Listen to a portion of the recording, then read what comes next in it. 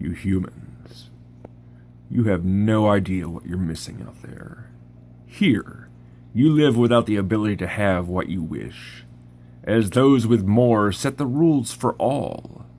In the Alliance, it doesn't matter who you are, as you can have whatever you want, whenever you want, however you want. Here, you are limited by green paper, or the yellow, rather worthless metal, gold.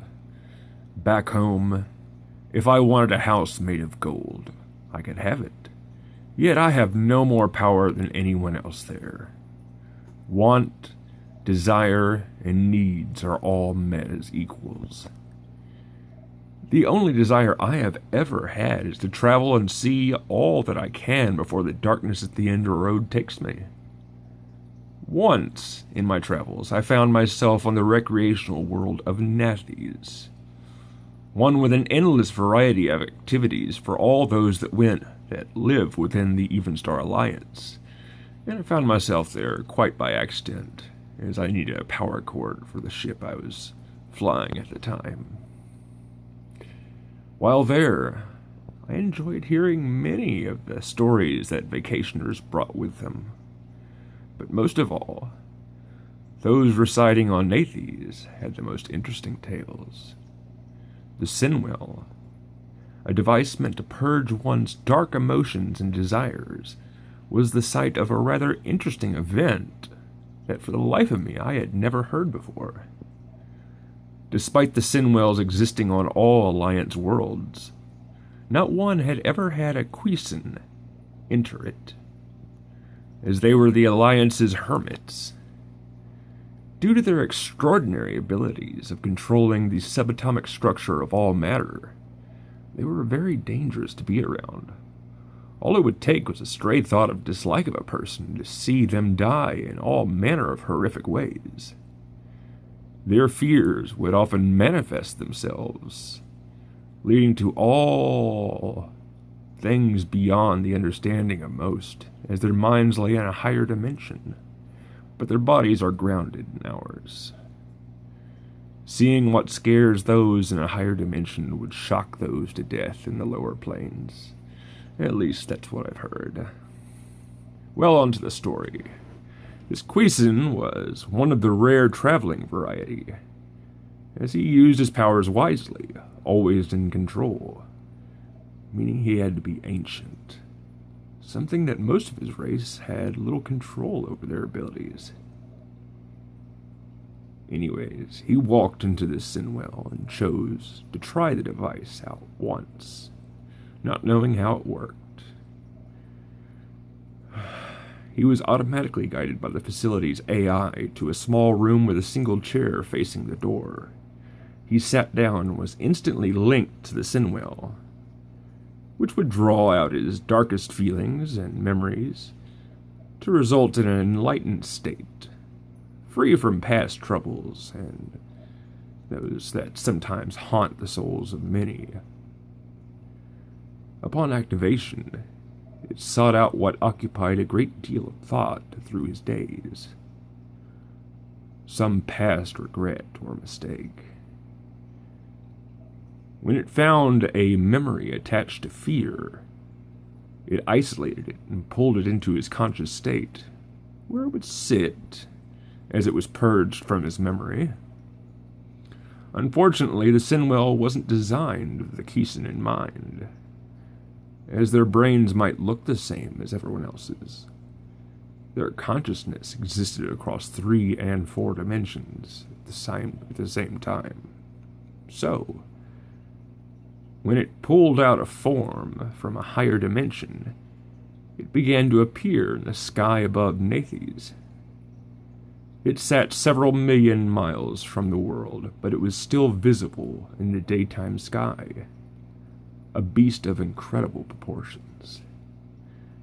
It was like an octopus, one with hundreds of tentacles, each one with white dwarf stars in the place of its suckers.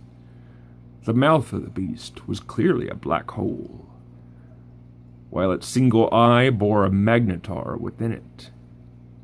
No matter where a person was on Nathes, one could make out its terrible shape.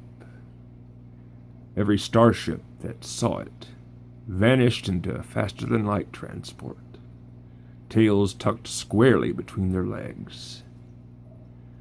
This beast had no equal.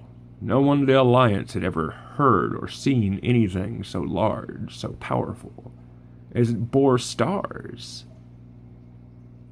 Then, as soon as it began to reach towards the planet, tentacles about to grip from all sides, the creature disappeared. The thought had been eliminated and the memory destroyed.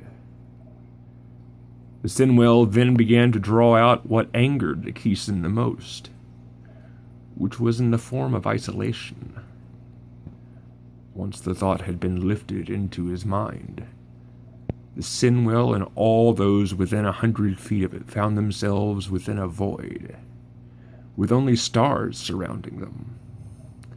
Apparently, before the Keeson could exist as a hermit within the Alliance, they have to live in the middle of a cosmic void between superclusters of galaxies. Here, millions of light years from anyone else, they can learn what is possible and the limits of their abilities, which are few. His anger centered upon the intense loneliness. But to those in the Sinwell, they found a much more dire problem: the lack of air and heat, for they were all suffocating in a place colder than anything found in the Alliance, as the Alliance itself is in the center of a giant supercluster. Thus it's always warm. Not like in a void, there are no stars there. Then, as quick as the horror began, it ended. But now the Sinwell drew out that which the Keeson envied, forming a deep jealousy within him. As it rose to the surface, two Keesons appeared in the street in front of the Sinwell, both showing an incredible age, something no one had seen in a Keeson before, meaning they had to be approaching the end of their lives, which was rumored to be 500 million years. One of them spoke to the people and assured them that there was nothing to fear, and the other picked up right where the other left off, same train of thought, with a "but life without end" statement.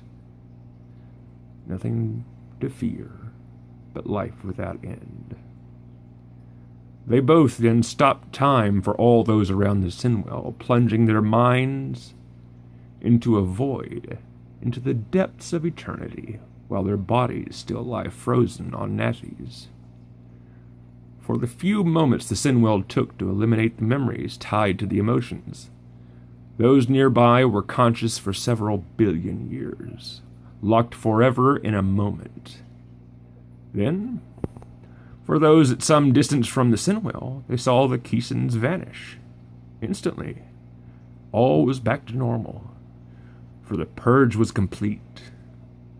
Every person nearby began to run, throwing themselves into pools of water, drowning themselves. Some ran upstairs and launched to their deaths.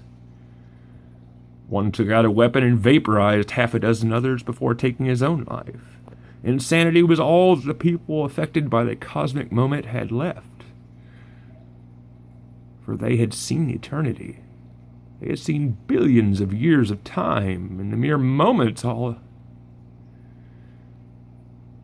of them sought death. Life without end brings only the desire of death. Upon exiting, the now enlightened Keeson vanished, now free to pursue his interests without fear or negativity to cloud his path. So, of course, with any tale, take it with skepticism, as I do, but never forget that the human perspective is a small one, for your lives are a mere blink compared to ours. If you had traveled the stars as I have, you'd understand that the word impossible has no place in one's vocabulary once you've seen as much as I have. I must go now. but we'll speak again soon. Farewell.